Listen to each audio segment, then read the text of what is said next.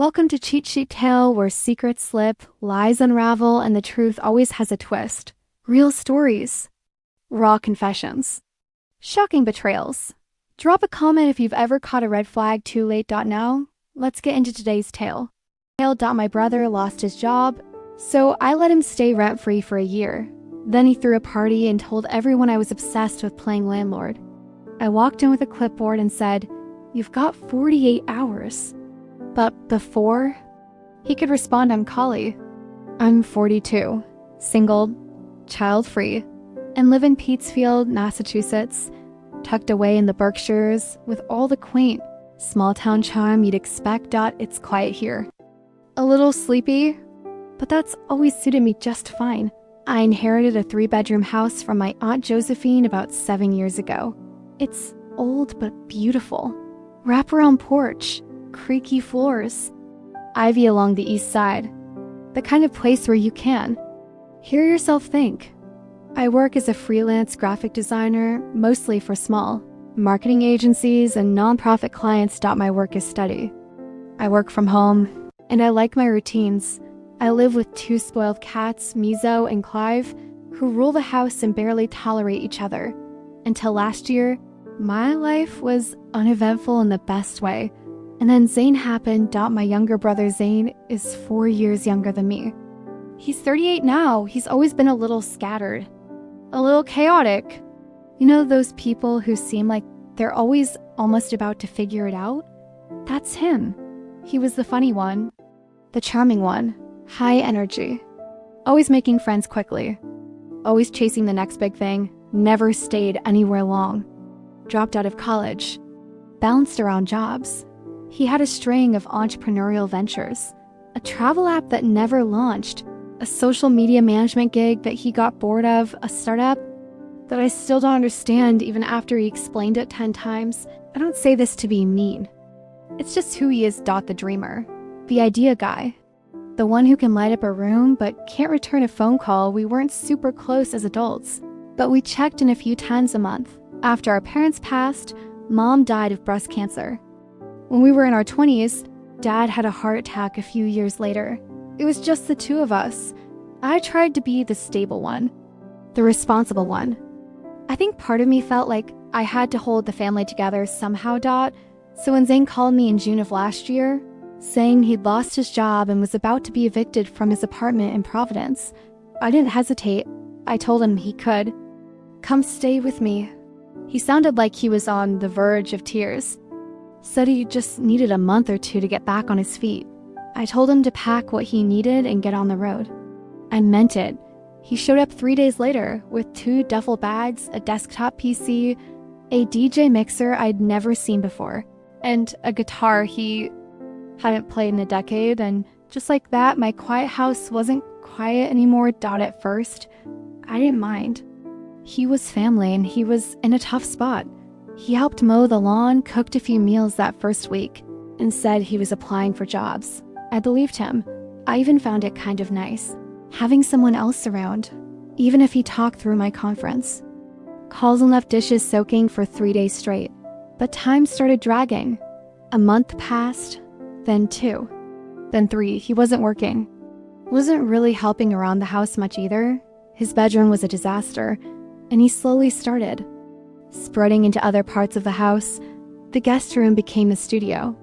The sunroom turned into a soundproof DJ booth made of egg cartons and duct tape. My den? Suddenly, his editing suite. He was filming YouTube videos now, though I never saw him finish one. When I asked him about jobs, he'd wave it off. I'm networking. He'd say, "Where? I've got a few things in motion." He slept in most days and stayed up all night. I started finding empty Red Bulls and takeout boxes stuffed behind couch cushions. Once, I found a half-eaten sandwich in the planter behind my ficus. Still, I didn't ask him for rent, or utilities, or even groceries. I kept telling myself, he's going through something. He'll figure it out. Give him time. Around month 5, I gently suggested he could contribute in small ways, pay for internet, help with groceries, maybe chip in on gas for the car he borrowed constantly. He rolled his eyes and muttered something. Like, Jesus, Larissa, you act like you're my landlord or something. It stung, but I brushed it off. He was stressed. I was probably being too sensitive. ... or so I told myself. Then came the party. One weekend in June, I had to go to New York for a client workshop. It was just a 2-day thing, Saturday and Sunday. And I left him a list of reminders. Trash day. Water the plants. Don't let Clive eat Mizo's food. Basic stuff. I didn't expect anything special. Just don't burn the house down. What I didn't expect was to come home early around 9:30 p.m. on Sunday and find my house absolutely overrun. There were people everywhere. Cars up and down my street. Someone had parked on my lawn. I could hear the bass from down the block. It sounded like a club. When I opened the door, I was hit with a stink of weed, beer, and sweat. There were at least 30 people crammed into my living room. A stranger was throwing up in my kitchen sink. Someone had spilled red wine all over my beige rug. My cats were nowhere to be found. I walked into the chaos like I'd stepped into another dimension. And then I heard him, everybody, the landlord's home. Zane shouted into the mic, laughing. Everyone turned. I was standing there in my travel clothes, suitcase still in hand, mascara smudged, just staring at them. He grinned. This is Kali, my sister. She's obsessed with playing landlord.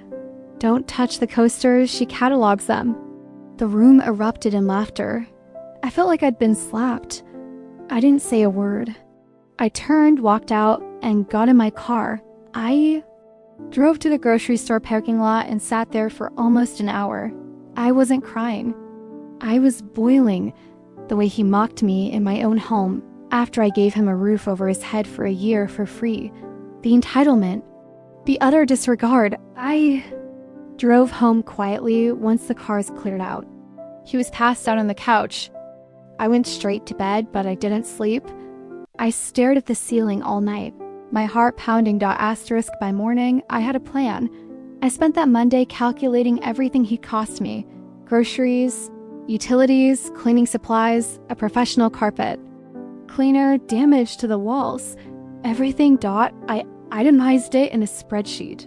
I printed it. I walked into the living room Tuesday morning, clipboard in hand.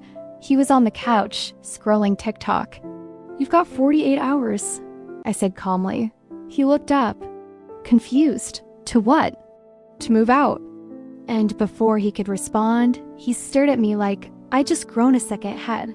The remote slipped from his hand onto the couch cushion. Asterisk. What are you talking about? He asked, laughing nervously, like this was some weird joke I was pulling. I held out the clipboard. I had printed 2 copies, one for him, one for my records. Every line item had a date, a description, and a cost. This is what you owe me, or you've got 48 hours to pack your things and leave. I said, still calm. My voice wasn't even raised. That was the part that really seemed to throw him. You're serious? He said, still not taking the paper. You bet I am. $11,480. That's for rent, groceries, utilities, cleaning, furniture, repairs, carpet replacement, and the wine-stained rug you and your guests destroyed. He scoffed. Are you kidding me? I was your guest, Kali. You invited me to stay here when I was going through something. A guest, I repeated, nodding. Yes, for a month or 2. You stayed for 12. Asterisk. You never asked me for money. He shot back. Because I assumed you'd offer. Or contribute in some meaningful way. Not throw parties, disrespect my home, and mock me in front of strangers. He stood up now, waving the paper like it was an insult.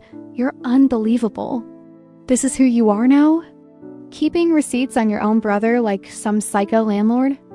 That word again, landlord, as if it was the worst thing to be. As if the simple act of keeping order in my own home made me controlling or cruel. I'm not keeping receipts. I'm setting boundaries, I said. And since talking to you hasn't worked, I'm giving you 2 options. Pay or pack. He glared at me, nostrils flaring like a cartoon villain.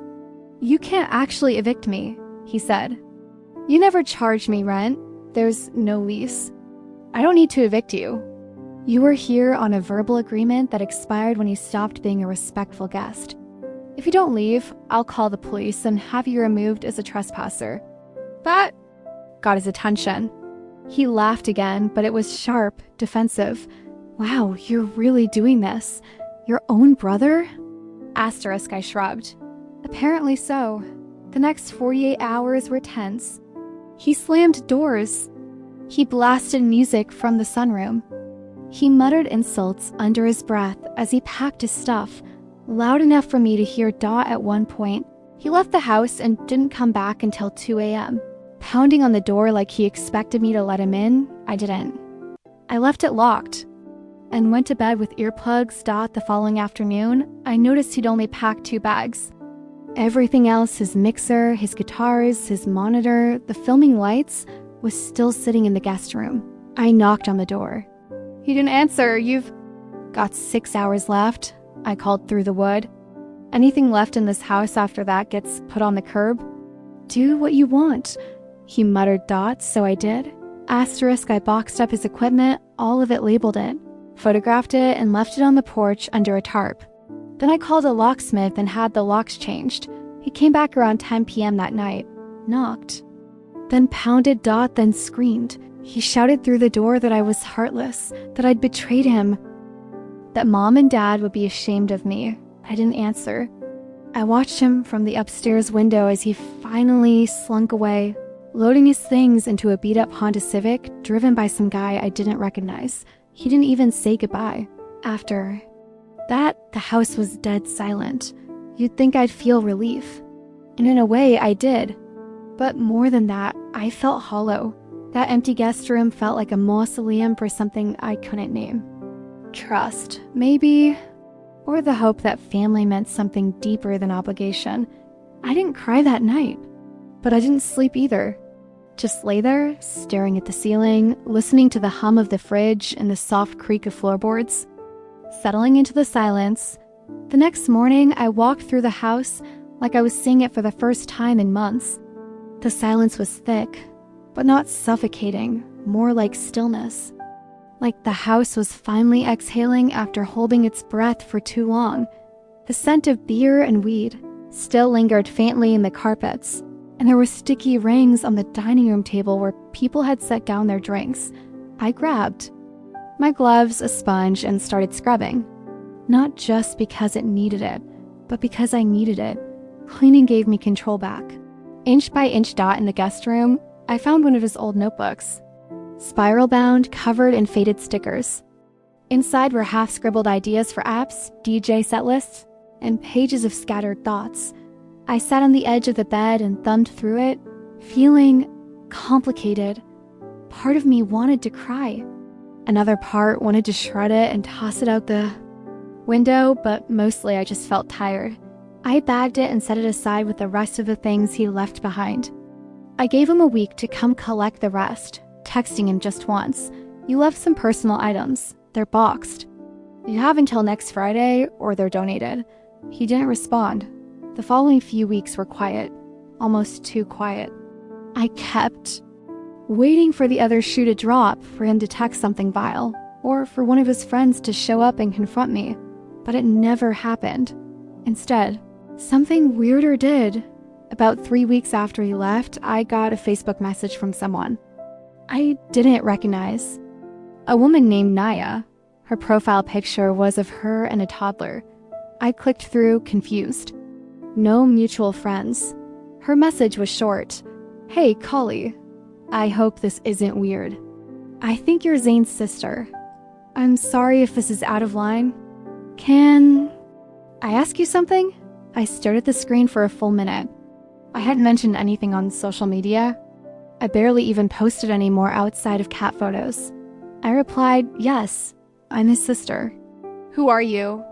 She responded immediately, "My sons." Father. My stomach dropped. I didn't want to believe it.